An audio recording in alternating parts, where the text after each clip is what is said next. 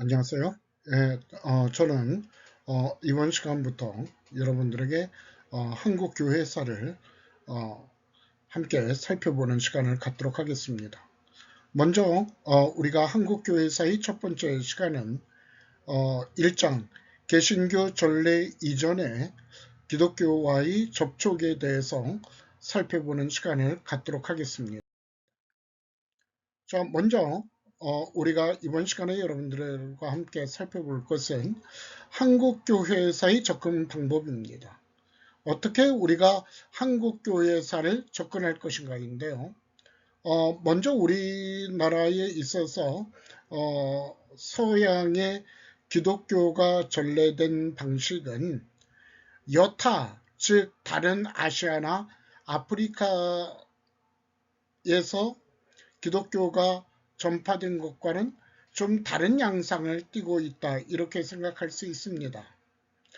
여타 아시아 국가나 혹은 아프리카의 선교 방식은 먼저 선교사와 상인이 먼저 피점령지의 국가에 파송된 이후에 제국주의 국가의 침략이 시작되었습니다.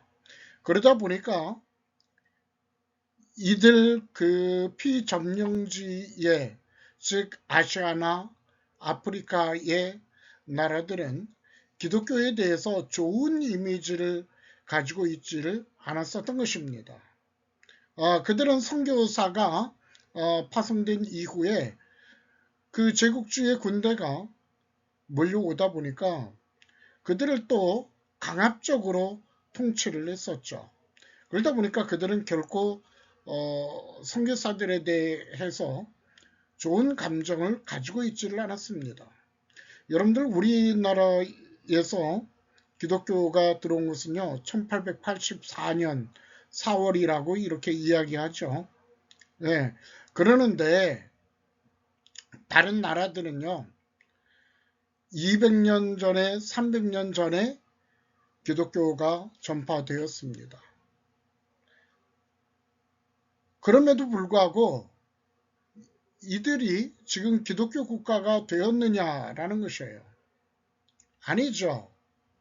그런데 우리나라는 어떻습니까? 우리나라는 여타의 다른 피점령지 국가와는 달리 선교사들이 우리나라에 들어오기 이전에 자생적인 그리스도인이 형성되었다라고 말할 수 있습니다.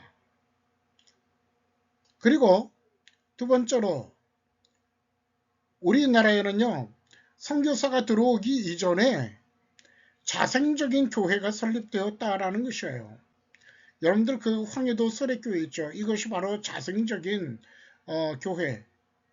즉 뭐냐면은 만주에서 예수를 믿은 서상륜, 서경조 형제가 와서 그들 고향에 복음을 전파하고요.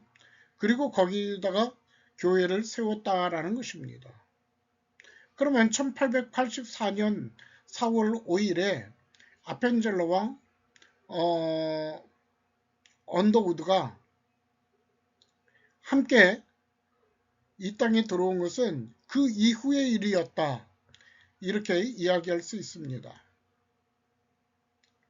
그리고 세 번째, 이들은 의례선교나 교육선교 등을 통해서 우리 민족의 마음을 얻었고 그리고 왕실과 밀접한 관련을 맺었다라는 것입니다.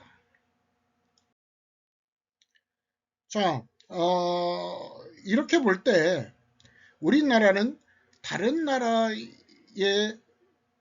기독교를 받아들인 것과는 좀 다른 양상을 띠고 있기 때문에 우리나라는요 기독교에 대해서 좀 거부감이나 그런 것이 없었어요. 다른 나라들, 다른 여타의 아시아나 아프리카 국가들에서 기독교에 대해서 좀 부정적인 그런 생각을 지니고 있었을 때 우리나라는 선교사에 대해서 또 기독교에 대해서 상당히 긍정적으로 좋게 생각했다라는 것입니다. 우리는 이 기독교 가 이 땅에 들어오면서 또 서양의 문물들이 들어오다 보니까 우리 여러 민중들이 생각한 것은 그냥 우리가 기독교를 믿으면은 우리나라가 근대화될 수 있겠구나. 우리나라가 서양의 다른 기독교 국가들처럼 좀 잘 살 수 있겠구나. 이렇게 긍정적으로 생각했다라는 것입니다. 그리고요, 이들이 먼저 무조건 들어와서 복음을 전파한 것이 아니라 상당히 신중하게 먼저 의료 선교를 해서요, 아픈 사람들을 치유하고 그러다 보니까 이들에 대해서 서구에 대해서 상당히 좋은 이미지를 지니고 있었어요. 그 낫지 못하는 그냥 죽어가는 사람들도 살려내고 그러니까 얼마나 긍정적인 생각을 지니고 있겠습니까? 그렇죠. 그리고 또 다른 것은요. 이 땅에 복음이 들어올 때에 이 사람들은요. 선교사들 아펜젤러와 언더우드는 어디를 통해서 들어왔어요? 일본을 통해서 들어왔잖아요. 일본을 통해서 들어오면서 이미 우리나라 말로 번역된 그러한 성경책을 가지고 왔었다라는 것입니다. 즉 선교사들이 조선에 들어오기 이전에 이미 조선어 성경이 있었다는 것인데 첫 번째로 일본에서 공부하던 이수정을 통해서 1884년 현토 한안 신약 전서 그리고 1885년 신약 마가복음 전 복음서 언해 등이 출판되었습니다. 그리고 두 번째로는 존 로스 선교사가 번역한 성경 번역본으로 1882년 첫 한글 성경 예수 성교 누가복음 전서와 예수 성교 요한복음 전서를 발간을 했습니다. 그리고 이듬해 사도행전 1883년이고요. 마가복음과 마태복음 1884년, 예배소서가 1885년에 이어서 1887년에 최초의 한글로 된 신약 성경이 번역이 되었다. 이거를 예수 성교 전서라고 이야기합니다. 그러다 보니까 여러분들 이것을 볼 때요. 이 땅에 기독교가 전래되기 이전에 이미 뭐냐면은 성경이 들어왔다. 우리나라 말로 된 성경이 들어왔다라는 것이에요. 이런 의미에서 좀 우리나라의 기독교 전파는 좀 특별했다. 이렇게 이야기할 수 있습니다. 존 로스 선교사와 그의 처남 맥켄타이어 목사는 조선어 성경 번역과 함께 많은 한국인들에게 복음을 증거했었습니다. 그래서 1882년 11월에는 75명에게 세례를 주었고 1884년에는 한국인이 100여 명 정도가 세례를 받았다라는 것입니다. 그러다 보니까 1884년에요. 소래교회가 설립될 수밖에 없었던 것이죠. 그리고 그 당시에 세례되기 전만 해도 600명일 정도로 활기찬 교회를 형성했다라고 이렇게 이야기할 수 있습니다. 그러다 보니까 조선에는 현지인에 의해 설립된 최초의 개신교회가 존재하였다라는 것입니다. 이를 볼 때 한국교회사에서 빼놓을 수 없는 사실은 하나님의 강력한 선교의 역사가 한국교회사 안에 그대로 드러난다라고 말할 수 있는 것이죠. 자, 그런 다음에 두 번째로 우리가 살펴볼 것은요. 한국교회사의 사관 이해입니다. 한국교회사는 시각에 따라서 그 역사를 바라보는, 역사를 해석하는 그 관점이 달라집니다. 동일한 사건일지라도 사관에 의해서 역사가의 해석이 달라질 수 있다는 이야기입니다. 이렇게 한국교회사에서의 사관에 따른 문제는 여러 가지가 있습니다. 먼저 선교사관이 있습니다. 선교사관은 선교의 주체, 선교사 그룹, 선교를 한 국가의 입장에서 교회사를 바라보는 것인데요. 즉 우리나라에 선교하였던 주체인 특정 국가나 교단의 입장에서 한국교회사의 역사를 바라볼 수 있다라는 것입니다. 1929년 숭실대에서 영문로 출간한 한국개신교사는요, 백낙준 박사에 의해서 출간된 책인데, 바로 이 한국개신교사는요, 선교사관에 의해 저술된 책이라고 말할 수 있습니다. 이 작품이 갖는 의의는 한국개신교사를 서구교회사의 방법론인 선교의 역사, History of the Mission의 관점에서 총체적으로 재구성했다라는 것입니다. 두 번째로는요, 복음주의 사관이 있습니다.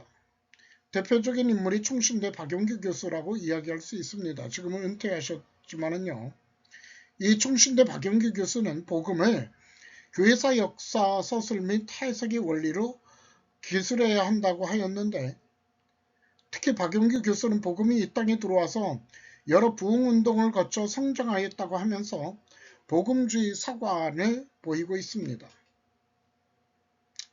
이러한 박용규 교수의 사관에 대해서 민경배 박사는 한국교회사를 복음주의적 입장에서 기술하는 것, 복음을 전해준 선교사들과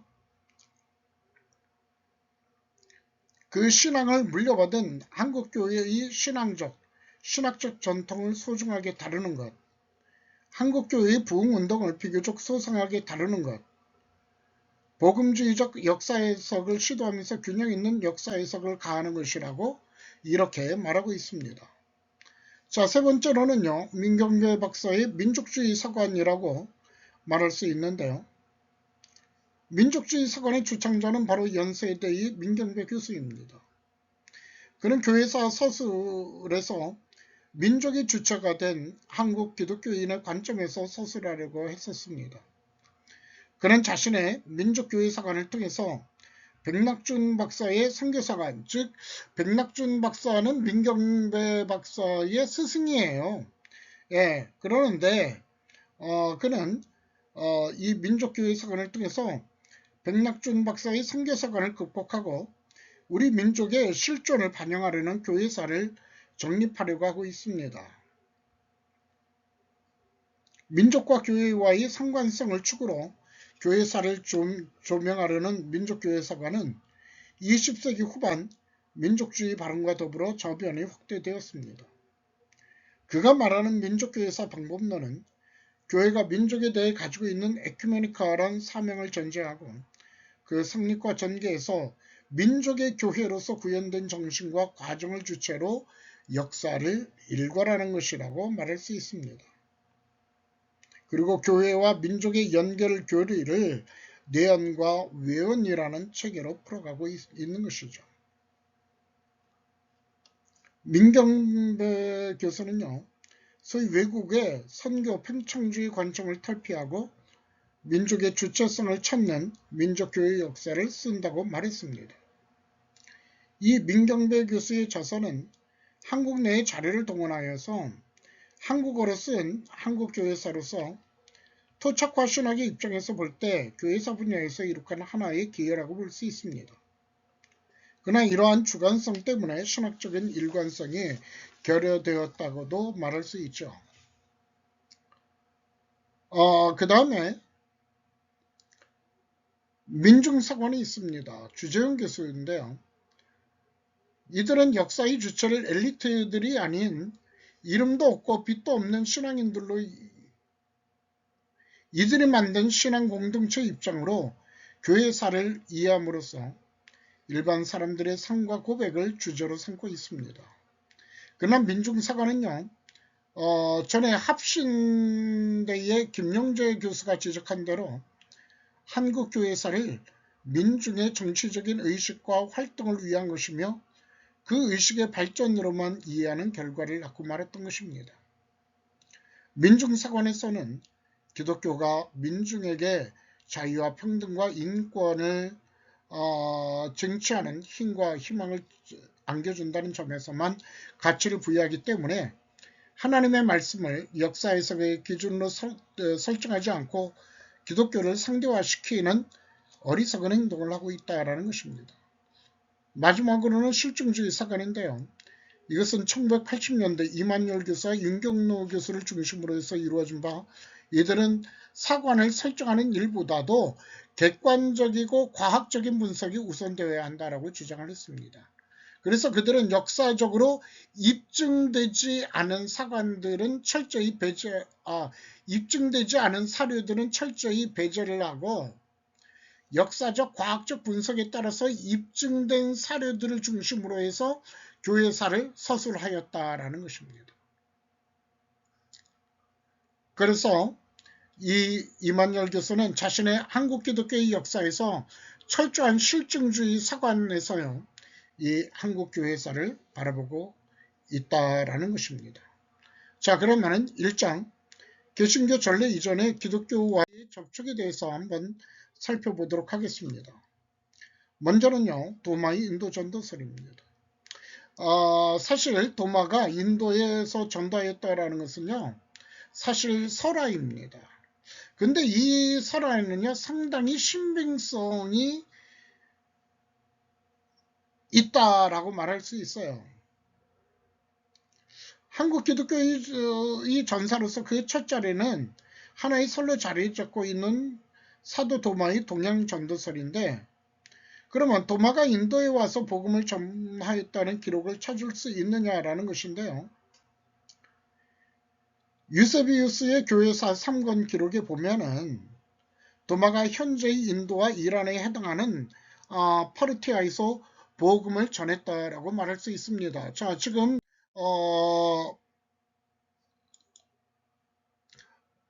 우리가 아까 봤었던 것은요,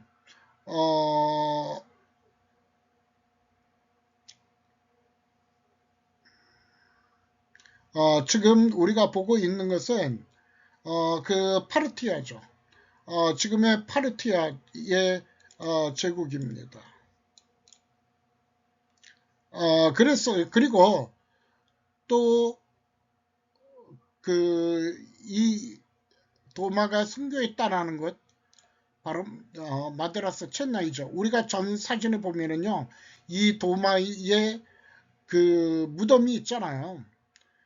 추정일 뿐인데 이 상당히 구체적이다 라고 이렇게 이야기할 수 있는 것입니다. 도마의 인도 복음의 전례를 다룬 초대교회의 문헌들 가운데 주님이 부활하신 후 제자들에게 각기 선교 구역을 할당했다라는 기록이 있습니다. 인도는 즉 쌍둥이인 도마 유다에게 할당되었어요. 그러나 그는 가고자 하지 않았습니다. 도마가 인도로 가기를 원하지 않자 주님은 마침 왕궁을 짓기 위해서 목수를 찾고 있는 인도의 군다파 왕이 보낸 사신에게 도마를 목수로 팔아넘기기로 결심하고 도마를 데려다가 아빠라는 인도 상인에게 인도하였습니다. 이 사실 좀 소설 같은 이야기인데요. 점차적으로 그 정사로서의 가능성이 높아지고 있는 것도 또한 사실이다라는 것이에요. 이 글은 어디 나오냐? 초대교회 영지주의 문서 중 하나로 알려진 도마행전에 나와 있는 것입니다. 이 궁전 건축을 위해서 인도로 갔던 도마는 목수일 대신에 가난한 사람을 돕고 복음을 전하였다라고 합니다. 그래서요, 왕이 물어보잖아요. 야, 너 궁궐 어느 정도 지었어? 그러니까 지금 거기다 많이 올라갔어요. 그러면은 내가 한번 보자. 봤는데 궁궐이 어디 있어요? 없잖아요. 그러니까 왕이 대신들에게 물어봅니다. 야, 너희는 저 궁궐이 보이느냐? 그런데 이때 도마가 이야기합니다. 어떻게 이야기하냐면 이거는요, 마음이 선한 하나님을 바라볼 수 있는 사람들에게만 보입니다. 그러는 것이에요. 그래서 소위 말해서 착한 일을 해야지 뭐 보인다 라는 것이다 보니까요. 어떻게 되겠어요? 이 대신들이 너 보이니? 그랬을 때 대신들은 뭐라 그럽니까? 예, 보입니다. 저기 참 왕궁 큰 웅장한 그러한 궁전이 보입니다. 라는 것이에요. 왕도 뭐 그럴 수밖에 없었죠. 왜 그랬어요? 만약에 저거 없는데 그러면은 뭡니까? 당신 마음이 척하지 않아 라고 하다 보니까 그럴 수밖에 없다라는 것이죠. 참 소설 같은 얘기지만은 그랬습니다.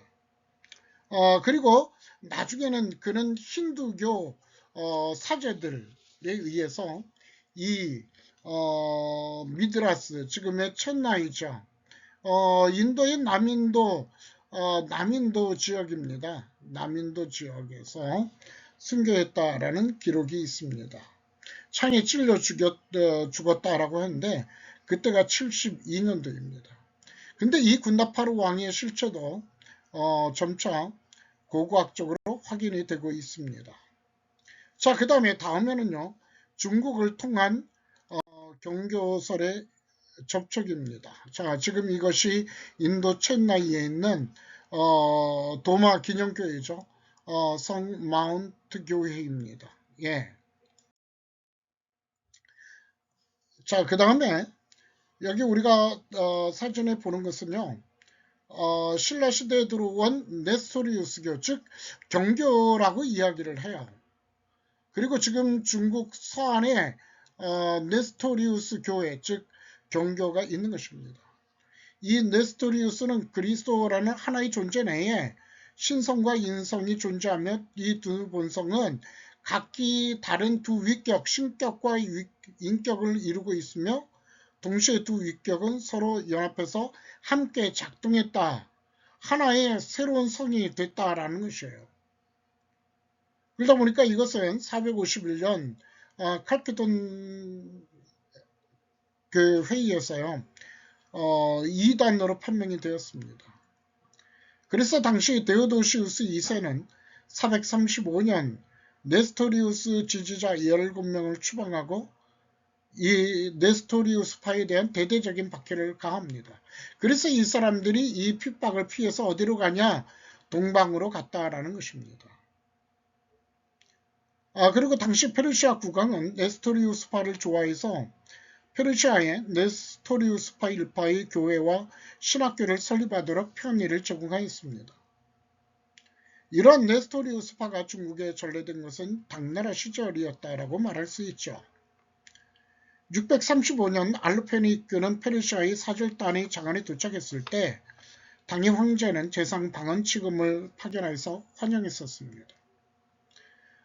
그리고 당태종의 칙령에 따라서 당의 조정이 공식적으로 인정을 했다라는 것입니다. 예, 우측에 있는 사진이 경교를 승인했던 당태종입니다. 이것이 중국에 오면서 네스토리우스교가 경교라는 이름으로 뗐습니다.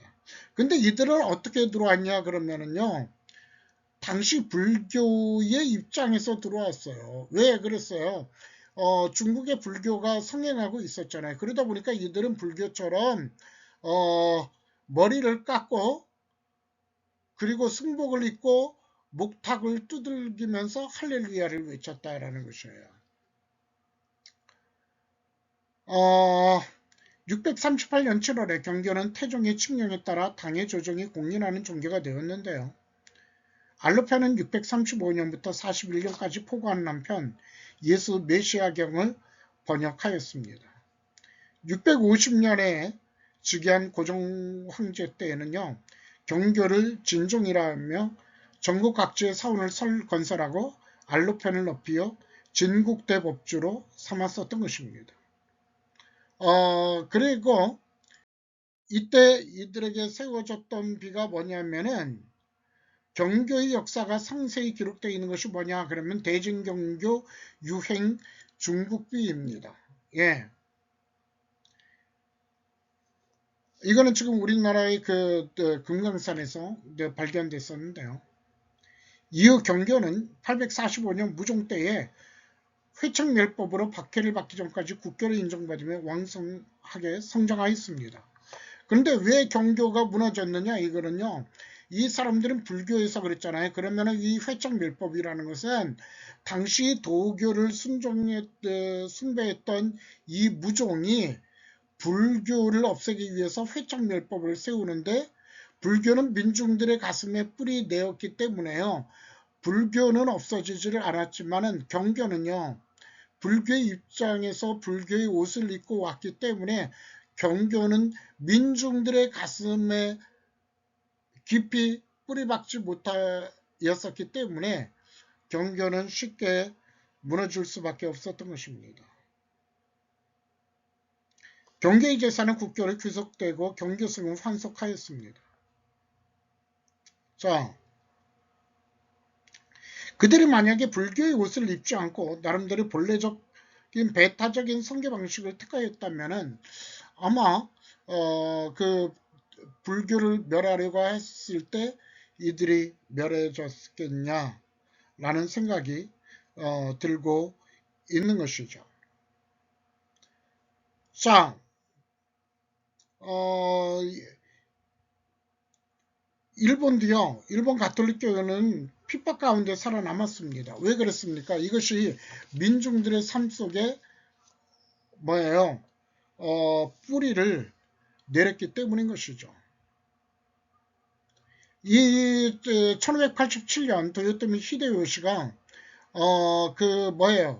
일본의 가톨릭을 금지하는 법을 세우고 그랬을 때 가톨릭은 일본에서 살아남지 못하였지만은요, 많은 신자들과 1597년 많은 신자들과 사제들이 승교하는 일까지 발생하였습니다.